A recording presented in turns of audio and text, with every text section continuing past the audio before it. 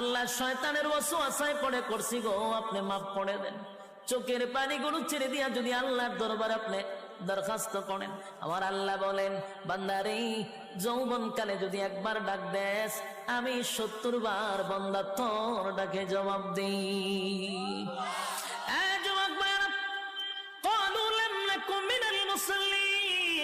যারা দুনিয়ার জমিনে মুসল্লি ছিল না তারাই তো জাহান্নামী, এক নম্বরে জাহান্নামে যাওয়ার কারণ। আল্লাহর নবী বলেন, উম্মতেরারে হাশরের মাঠে যদি হিসাব হয়, আউয়ালু মা ইউহাসাবু বিহিল আবদু ইয়াউমাল কিয়ামাতিস সালাহ, কিয়ামতের ময়দানে সর্বপ্রথম হিসাবটা হবে নামাজে।